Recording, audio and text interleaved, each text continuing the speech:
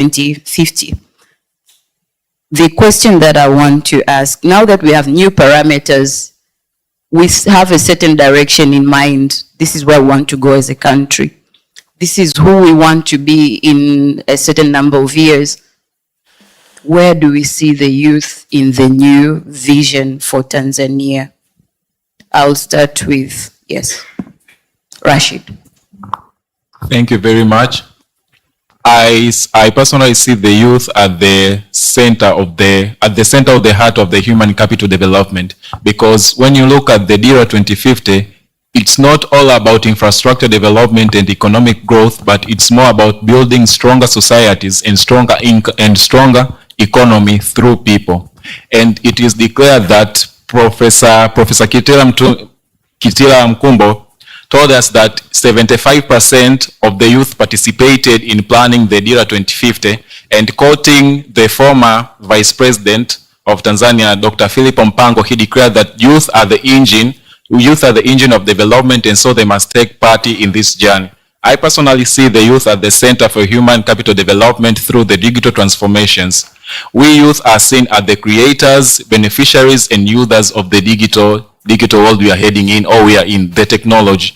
So we can use the technology we have to improve various aspects of our lives, including the civic engagement, participation in good governance, and improving other sectors. So I personally see youth at the center for this Dira 2025, setting the visions into reality. Thank you. Ndianabo. Yeah, thank you.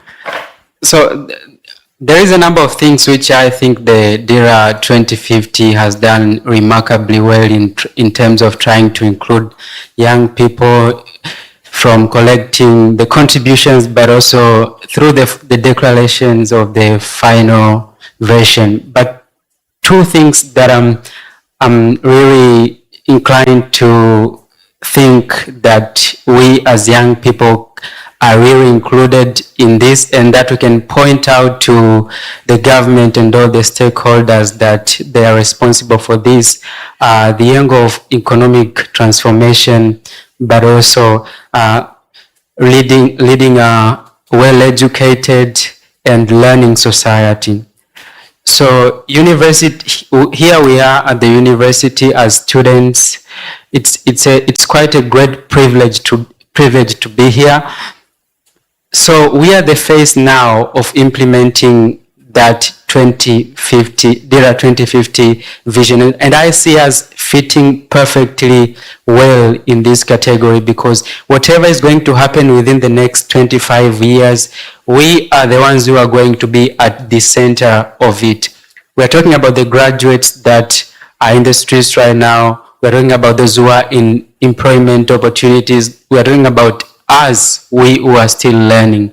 We have an incredible source of knowledge to tap into, and the exposure that we are given here, no matter how criticized it sometimes is, but looking at the positives, we really can draw a lot of courage and inspiration from the exposure, the education that we get, and to try to solve different problems of our society as skilled people, which is quite exactly what the Dira 2050 is talking about in terms of leading a nation of skilled and very, very learning people. And I think that we are going to be the active participants in that, in terms of trying to fulfill that. The last thing which I want to talk about with regards to how we fit in this Dira 2050 is the economic transformation aspect. I mean, this is where, again, we are directly involved in terms of now there is an even wider space for young people to enter into ventures, different businesses, be it entrepreneurship, be it startups and all those things. But here's the thing. Now we have somewhere where we can actually point out that the government has said it is going to be removing all sort of restrictions and hard barriers which were acting as obstacles for young people to enter into different ventures, into businesses, and into to be key players of economic transformation. And I think we are going to really benefit from that now that the government has committed clearly in Dira 2050 that we are headed towards a nation that is going to be economically transformed. And I believe that we have a very great part to play for that vision to be realized. Thank you, Cherry.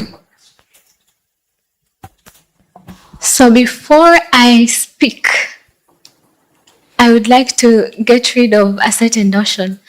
So someone once told me that whenever you give a woman a chance to speak, they would be talking about exclusion and marginalization. And I would like to emphasize that that is not the point of me being here, and that everything that is being said is actually happening. So it doesn't matter the amount of efforts that have been done to deal with that exclusion or marginalization that is happening, but what are the results of what is being done, which is why we're constantly speaking about it. So where do I see the young women at the center of Dira 2050? I stand to be corrected, but going through the Dira, I have not seen a place where the words young women are written. It's collectively youth, elderly, disabled. Youth, elderly, disabled. Issues of patriotism, inclusive governance, sustainable development, knowledge-based economy, and the amount of development that we wish and we think that we're going to achieve by 2050. So I stand to be corrected if there is a place that states young women. And I'm not doing this to discriminate against men, because youth collectively includes men and women, right? But then young women face a double exclusion as first young people and second as women. We're excluded from positions due to the existing patriarchal norms. People see that young women have nothing to put to the table, which is why I really emphasize on the first point of education, because people cannot dismiss a competent person. It's really hard for you to be dismissed if you're competent enough, regardless of your gender. And another reason that I think mainly that women should be regarded as young women, a collective, not as a homogeneous group. Youth should not be a homogeneous group, but first as a separate group. Young women should be regarded separately as a corrective measure to address what has already been done. The effects of history still stand up until today. No matter how many times people try to deny it, it still stands. Women are still seen as less in some situations, but I don't deny the level of development. In fact, I've been through papers that have written the improvement of women. For example, Ripoll wrote a paper on adult education, and the rates were literacy rates among youth men from 15 to 35 was around 80-something%. I forgot the rate, but it's 80-something%. And women, it's still 79.5. So we still have improvements, but we have to agree that women still need to be regarded as a separate entity to address the effects of history that have been done before trying to match them together with youth. So from here, I hope we can all agree that young women are excluded, not only as women, but also on the basis of their age. Where do I see women? I honestly don't see women. I see youth. I see youth as a whole. I don't see young women at the center of development. What I expect in the implementation would be creating mentorship programs, and these mentorship programs, we don't have to wait for the ministries, the governments to now start awareness programs and all that. The women that have succeeded, or even men, can start their own platforms or programs, introduce anything that can teach women skills, vocational skills, finance skills, teach women to become comfortable enough to express themselves. And mind you, you cannot express something that you don't know about. So women should young women should engage in mentorship programs that would enrich them with the knowledge to be able to contribute meaningfully to the development, because we cannot now rely on only men to reach that sustainable development by 2050. And I would like to give an example of a scenario in an access to justice workshop. So this workshop was happening frequently, trying to, educate the citizens as a whole, like youth, men and women, on their rights, on what they're supposed to do, generally political issues, that this is not supposed to happen, this is supposed to happen. But at the end of the day, the participants who arrived at the workshop were only men, mostly men. So after that, they had to do they had to write a report to submit to now. So in the report, the major issue was that women had to do double jobs. At the same time, they had duties at home. So how can we make those women abandon their duties at home to participate in such mentorship programs? Which is why I say that no matter how many times a recommendation or a corrective measure is being done, if it does not address the right people and if it does not give the right results, it has to continue going on until it's done in the proper manner and gives the right results.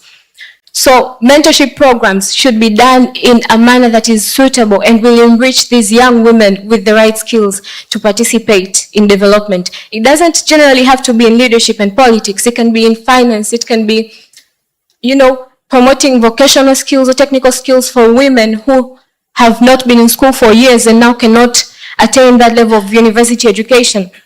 But ensuring that everyone, contributes meaningfully to the society, which is in fact, how can we say we have inclusive development while we have not managed to reduce poverty levels homogeneously across all people, which is one among the things that was spoken about in the morning. So I believe in education programs, mentoring, and providing suitable materials for the required young women would bring positive changes. Also, women should empower themselves economically. Empowering yourself economically, you should not be waiting to be given grants. In as much as women, young women want grants, startup funds to start their ideas, the ideas that they have, projects, and they can be supported. I don't deny that women can be supported. But then again, how do I support a person who has not started supporting themselves? So young women should start empowering themselves in different fields so as to contribute to development. It can be in technology, it can be entrepreneurship, it can be agriculture, basically anything that can help us achieve the sustainable development. So as of now, I don't think that I see young women as themselves in the Dira, but in implementation, I think that can happen. Thank you so much. Thank you for mentioning that women end up being caught in the informal economy, but also in the domestic economy. Part of the reason you always see men out here, dressed, looking good, looking healthy, it's women who are doing that job. And for those of us who are also out here, we are still doing it when we go back to our children, our parents, or our partners. So thank you very much for showing how women remain in the informal and domestic labor spheres. Now, you've already touched on the question I wanted to ask. How do we specifically see the inclusion of youth? You've already said about vocational training and empowerment. Briefly, so that we go to the audience, Ndianabo, then Rashid. What are the practical, tangible ways you think youth will partake in sustaining the agenda that we've already set before us of the vision for development 2050? Ndianabo, briefly, then Rashid. Yeah, thank you. I would say let us all be part of this wider conversation of the Dira 2050. We might not all be politicians, we might not all be leaders, but wherever we are, there is something that we can do as a collective, but also as an individual, to make sure that we realize that vision of 2050, because let's bear in mind that it's not going to be only for the government to, or the institutions that are going to benefit if this vision is implemented, but it is going to directly transmit into our lives in general. And I see this as a very big opportunity for us now that the government has laid down clearly what we are supposed to do. We knew, of course, that what we are supposed to do, but we can hold them accountable that they have laid down the foundations for what the countries are going to be. So I would say embodying those same values that I was talking about earlier in terms of ownership of the current situations that we have, the problems, but also being courageous enough to step outside, to stand to those, to those challenges that we are facing, to be bold enough to execute different strategies wherever we are. We might be students, we might be entrepreneurs, we might be workers, we might be politicians or leaders, or we are all that part of this wider conversation that I think we can benefit in a lot of ways. Thank you, Rashid. Also briefly. Okay, thank you very much. I'd like to start by posing some of the 3 targets which Tanzania is looking to have within 2050, the year 2050. Tanzania is looking to be among the top 10 countries in Africa which is leading in food production, top 3 countries which has conducive business investments, and also Tanzania is looking to have Kiswahili language as among the official languages used in several countries in Africa. Well, I'd like to have this discussion with you, like, how are we truly living the principles of our regional integrations? For instance, let's start with EAC, the East African Communities. We youth, are we waiting for our leaders to have their summit somewhere and tell us they have discussed this? Or are we already participating in those issues they are discussing? Because what we are trying to say here is that youth are the center of the development, and Africa has among 65%